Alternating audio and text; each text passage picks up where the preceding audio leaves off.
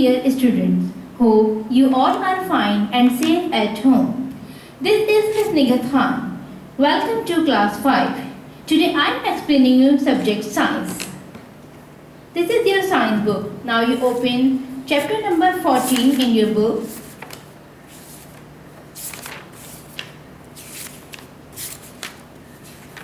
Chapter number 14, the moon. First you have activity warm up. Draw the following pictures. You have 3 pictures here you will draw yourself. The first is the full moon. You will draw like this. Half moon. This is the picture. Crescent moon. So you will make like this. Now you have explanation. The moon. You see the moon in the night sky. The moon is a heavenly object that goes around our earth once every 27.3 days. आपने रात में देखा होगा आसमान पर चांद. The moon is heavenly object. ये heavy होता है, हैवी ऑब्जेक्ट कहलाता है और ये अर्थ के चारों तरफ राउंड लेता है और इस राउंड में इसको टोटल 27.3 डेज लगते हैं. Any heavenly object that revolves around a planet is called a satellite. कोई भी हैवी ऑब्जेक्ट जो प्लैनेट के अतराफ में मूव करता है, रिवॉल्व करता है, उसे कहते हैं satellite. So the moon is a satellite of the अर्थ. तो हम कह सकते हैं कि मून अर्थ का सैटेलाइट कहलाएगा. In fact the moon is the only natural satellite of the earth. अगर हकीकत में देखा जाए तो मून को हम नेचुरल सैटेलाइट भी कह सकते हैं. The age of the moon is about 4500 million years, same age that of the earth. अगर हम एज देखते हैं मून की तो ये सेम है अर्थ की तरह. ये दोनों एक सेम एज कहलाएंगे, 4500 million years. It is a big ball of grey rocks. अगर आप गौर से इसको देखें तो ये ग्रे कलर की रॉक से बनी हुई एक बहुत बड़ी बॉल है. About 1/4 the size of the अर्थ. ये 1/4 साइज कहलाता है. You have a picture here. अगर आप अर्थ के 4 पार्ट्स कर दें तो इसमें से एक पार्ट साइज जो है वो मून का होता है. It is about 3,84,000 kilometre away from the earth. जबकि अगर आप इसका डिस्टेंस देखते हैं कि अर्थ से कितना दूर है तो ये काफ़ी दूर है, 3,84,000 kilometre. The surface of the moon. अगर आप मून की तरफ देखते हैं तो आपको इसमें डार्क कलर के, ग्रे कलर के शेडिंग नज़र आती है. तो ये चीज़ें क्या होती हैं? The surface of the moon looks grey. अगर आप इसको देखेंगे तो ग्रे कलर का नजर आएगा, सुरमई कलर का. It has mountains and plains covered with rock dust. इसमें माउंटेन्स होते हैं और प्लेन यानी कि सिंपल जो जैसे ज़मीन कहलाती है, ये जगह होती हैं जो रॉक्स होती हैं, जो बनी हुई होती हैं. There are many big ball shape holes और क्रेटर्स ऑन द मून. इसमें बहुत बड़े बड़े होल किस्म के हैं जिन्हें क्रेटर्स कहा जाता है. और ये किस वजह से है? इस पर the craters are made by chunks of rocks called meteorites that strike the moon. जो आपने सुना होगा अक्सर कि इस स्पेस में बहुत बड़ा पत्थर है, ज़मीन से टकराने वाला है, लेकिन ऐसा होता नहीं है क्योंकि कुछ हमारे पास एटमॉस्फेयर वहाँ पे ऐसा है, कुछ गैसेस की लेयर्स ऐसी है जिसकी वजह से वो बैक हो जाते हैं. तो जब ये मून से टकराते हैं तो उसमें होल्स हो जाते हैं, शगाफ टाइप के पड़ जाते हैं. तो these are called craters. Other condition in the moon. The gravitational force on the moon is 1/6 of that on the earth. अगर आप ज़मीन पे देखते हैं कि ज़मीन पे आप जंपिंग करते हैं तो ज़्यादा ऊंचे नहीं उठ पाते हैं, लेकिन अगर आप यही काम मून पर जंपिंग करेंगे तो ये 1/6 कहलाएगा.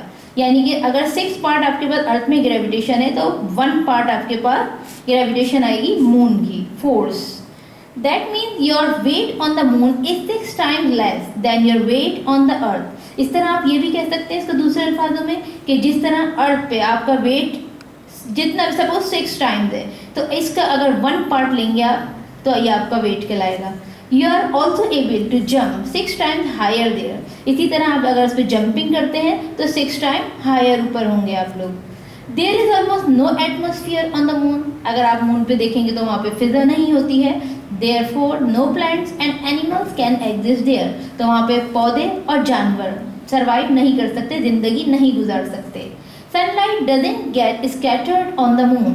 इसी तरह सनलाइट, जब सनलाइट अर्थ पे नमूदार होती है या गुजरती है, अंदर शामिल हो जाती है, तो आप देखेंगे वो बिखर जाती है। जैसे आपकी खिड़की पे से, विंडो में से सनलाइट आती है, आपके पूरे रूम को लाइट कर देती है वो।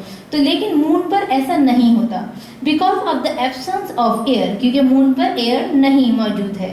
So the sky looks dark, इसी वजह से स्काई हमें कैसा नजर आता है, डार्क नजर आता है, अंधेरा नजर आता है। And the star are visible even during day time, और हमें सितारे इजीली नजर आ जाते हैं चाहे डे टाइम क्यों ना हो। Sound waves are not able to travel on moon, इसी तरह जो हमारी साउंड वेव्स होते हैं ना, हम एक दूसरे से बात करते हैं तो ये मून पर ट्रेवल नहीं कर पाते, since there is no air, क्योंकि वहाँ पे एयर मौजूद नहीं है। जब हम एक दूसरे से बात करते हैं तो हमारी जो साउंड वेव्स होती हैं वो वेव्स फॉर्म में मूव करती हैं और एक एयर से दूसरे एयर पे ट्रांसफर हो जाती हैं because of air. But there is no air, that's why sound waves can't move. So there is no sound on the moon, तो मून पे साउंड नहीं होती है।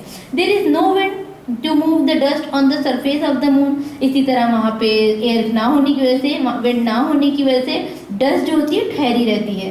So the footprints of the astronauts will be preserved for many years on the surface of the moon. तो इसी वजह से जो फुटप्रिंट्स होते हैं, कोई भी जैसे एस्ट्रोनॉट्स वगैरह इस पे पहुंच गए हैं चांद पर, तो इनके जो फुटप्रिंट्स होते हैं वो एज इट इज़ रहते हैं, क्योंकि वहाँ पे एयर ही नहीं है। जब विंड नहीं चलेगी तो वो डस्ट भी एक जगह से दूसरी जगह ट्रांसफर नहीं होती है। The moon turns very slowly on its axis, जब मून होता है बहुत हल्के हल्के मूव करता है अपने एक्सिस पर, अपने रास्ते पर। It takes 29.5 days to complete one rotation, और ये एक रोटेशन को कंप्लीट करने के लिए 29.5 डेज लेता है। So one on moon is equal to 29.5 days on earth, तो ये उधर का एक दिन होता है और यहाँ पे 29.5 डेज यानी 29.5 दिन कहलाते हैं। ड्यूरिंग द डे के टाइम पर the illuminated part of the moon gets very hot, and during the night the dark part of the moon gets very cold. इसी तरह दिन के टाइम पे जो सूरज की तरफ इसका रुख होता है वो बहुत गर्म होता है, और रात के वक्त ये बहुत ज़्यादा ठंडा होता है। First I want to explain the differentiate between rotation and revolution. There is a picture I draw myself. देखिए मून दो तरीके से मूव करता है, एक तो ये अपना राउंड एक साथ ले रहा होता है जिस जगह पर होता है, तो इसको this is called rotation, this is called rotation. और इस रोटेशन को कंप्लीट करने के लिए 29.5 डेज लेता है। लेकिन जब यही मून अर्थ के चारों तरफ मूव करता है तो that is called revolution, that is called revolution, and moon is taking 27.3 days to complete this revolution. Now we have phases of the moon. The moon does not have its own light, moon की अपनी light नहीं होती है। It reflect the light of the sun, बल्कि ये किससे reflect करता है लाइट, सन से करता है। When the moon passes between the earth and the sun, लेकिन यही मून जब अर्थ और सन के दरमियान से गुजरता है, sunlight falls on the part turn away from us, and so the moon is not visible to us. तो इसका जो पार्ट होता है जिससे सन से दूर होता है वो अंधेरा होता है, और वो पार्ट हमें विजिबल भी नहीं होता, हम उसे नहीं देख सकते। Turn your page number 126। This happens on the new moon night, और ये होता कब है, जब न्यू मून आता है हमारे पास। Every night the illuminated part grows in size, लेकिन रोजाना आप देखेंगे कि ये जो पार्ट होता है, जब आपने देखा होगा पहली तारीख का चांद तो बहुत बारीक होता है, लेकिन आप देखेंगे जिस तरह से डेज गुजरते जाएंगे उसका साइज इंक्रीज होता जाएगा, till we see the full moon on the 15th day. और जब 15 डेट आती है तो हम फुल मून देख सकते हैं। आपने देखा होगा उसकी लाइट भी बहुत ज़्यादा होती है, और हम नॉर्मली उसको इस तरह से भी डिक्लेयर करते हैं कि चांद की 14 तारीख, सही है, लेकिन वो 15 जैसे ही लगती है फुल हमें मून नज़र आता है। फ्रॉम द नेक्स्ट डे, लेकिन उसके ही दूसरे दिन the illuminated part decreases in size, तो ये घटना शुरू हो जाता है, कम होना शुरू हो जाता है साइज इसका, and becomes completely invisible on the 15th day. और 15 डेज के बाद जैसे जैसे मंथ का एंड हो रहा होता है ये कम होना शुरू हो जाता है। This is known as the new moon day, इसको हम कहते हैं new moon day. From one new moon to another it takes रफली 30 डेज, और ये एक मून से दूसरे मून में जाने के लिए कितना टाइम ले लेता है, 30 डेज ले लेता है। यानी कि विजिबल हुआ फिर इनविजिबल हो गया, तो इसमें टोटल कितने डेज लगते हैं हमारे पास, 30 days. And this period is called a lunar month, और इसको हम क्या कहते हैं, ल्यूनर मंथ कहते हैं। Lunar means related to the moon. Lunar हम वर्ड यूज करते हैं मून से रिलेटेड चीज के लिए. The part of the moon visible to us is called the phase of the moon. और वो पार्ट मून का जो सनलाइट को रिफ्लेक्ट कर रहा होता है और हमें नजर आ रहा होता है, that is called phase of the moon. The moon and the tides. Tide is the periodic rise of large bodies of water caused by the gravity of the moon and the sun. पानी का ऐसा part जो gravity की वजह से moon या सन की पानी का लेवल राइज होता है, अप होता है या डाउन होता है, तो that is called tide. We are using the word for its tide. When the water level rises, it is called high tide. जब वाटर का लेवल बढ़ता है तो उसे हाई टाइड कहते हैं. And when the water level falls, और जब पानी का लेवल गिर जाता है, it is called low tide. इसे low tide कहते हैं. Each day there are 2 high tide and 2 low tide. अगर रोजाना देखेंगे आप लोग तो 2 हमारे पास हाई टाइड्स होते हैं और 2 लो टाइड्स होते हैं. It takes about 6 hours for the rising water to reach high tide. और लो से हाई पर जाने के लिए इसको 6 आवर्स लगते हैं. It takes another 6 hours for the falling water to reach low tide. और इसी तरह हाई से लो पर जाने के लिए भी इसको 6 आवर्स लगते हैं. The sun, the moon and the earth are in one line. ये तीनों सन, मून, अर्थ एक लाइन में होते हैं ड्यूरिंग अ फुल मून और अ न्यू मून. जब फुल मून होता है या न्यू मून होता है, यानी कि पहली तारीख होती है या 15 तारीख होती है, इसमें ये तीनों लाइन पर होते हैं. Their combined gravity causes higher than normal high tide on these days. और इसकी जो ग्रेविटी होती है बहुत ज़्यादा होती है नॉर्मली जो हमारा हाई टाइड होता है. आपने सी साइड पर जाते हैं, आपने देखा होगा जब मगरिब का वक्त होता है तो पानी का प्रेशर भी बढ़ता है और जिस सी साइड पर आप आराम से बैठे होते हैं पानी वहाँ तक पहुँच जाता है. तो आपने ये देखा होगा, तो जिस तरह से रात होती जाती है, जिस तरह मून विजिबल होता जाता है, उसकी ग्रेविटी बढ़ती जाती है, पानी का लेवल बढ़ता जाता है. और जैसे जैसे सुबह होती जाती है तो आपने देखा पानी काफ़ी दूर चला जाता है. तो this is the best example of tides. Now you have an activity, fill in the blanks. The moon takes dash days to complete one rotation. एक रोटेशन कंप्लीट करने के लिए मून को कितने डेज लगते हैं? 29.5. The moon dash the light of the sun. जो moon है वो सन से लाइट को डैश करता है. क्या करता है? रिफ्लेक्ट्स. इसमें एस फॉर्म यूज करेंगे आप because moon is singular. Each day there are 2 dash tides and 2 dash tide. रोजाना हमारे पास 2 हाई टाइड्स होते हैं और 2 लो टाइड्स होते हैं.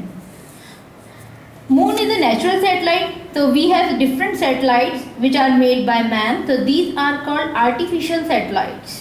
Moon is the only natural satellite of the Earth. अर्थ के अतराफ में घूमने वाला जो heavenly body है, satellite है, तो जो natural है that is the moon. Till a few years ago, the moon was the only satellite orbiting around the earth. लेकिन आप चंद साल पहले देखेंगे तो अर्थ के चारों तरफ घूमने वाली हेवनली बॉडी जो थी, जो सैटेलाइट थी, वो सिर्फ एक ही थी, मून था. But now there are many artificial satellites orbiting the earth. लेकिन आजकल बहुत सारी आर्टिफिशियल सैटेलाइट्स हैं जो अर्थ के चारों तरफ मूव करती हैं. An artificial satellite is a man-made object which orbits the earth or some other celestial body in space. चारों तरफ अर्थ के घूमने के लिए और स्पेस में भी बहुत सारी सैटेलाइट्स इंसानों ने बनाई हैं. These are artificial satellites. When an artificial satellite is launch, a rocket takes it up in space. जब ये आर्टिफिशियल सैटेलाइट्स को लॉन्च किया जाता है तो इसको जो ट्रांसफ़र पहुंचाया जाता है स्पेस में, वो किस चीज़ के ज़रिए पहुंचाया जाता है? रॉकेट के ज़रिए. Later the satellite is put into orbit, और इसको ऑर्बिट में फिक्स कर दिया जाता है. Today space shuttles are use to launch satellite, और आजकल स्पेस शटल्स भी यूज़ हो रही हैं. And to recover damage satellite and return them to earth. जाहिर सी बात है जब इसको रिकवर करना होता है, कोई डैमेज पार्ट होता है, इलेक्ट्रॉनिक चीज़ें ख़राब भी हो जाती है, तो इसको सही करने के लिए जाना होता है. तो क्या यूज़ किया जा रहा है? स्पेस शटल्स यूज़ की जाती है. Space shuttle has many facilities which help the astronaut to live in space for many days. इसमें बहुत सी फैसिलिटीज़ होती हैं, जैसे पानी की, खाने की, और यानी कि आराम से रह सकते हैं, ऑक्सीजन की, ताकि ये स्पेस में काफ़ी दिन तक रह के अपना काम कंप्लीट कर सकें. People who are able to different work are needed on a space shuttle. और जो लोग वहाँ पहुँचते हैं उनको मुख्तलिफ काम करने होते हैं वहाँ पे.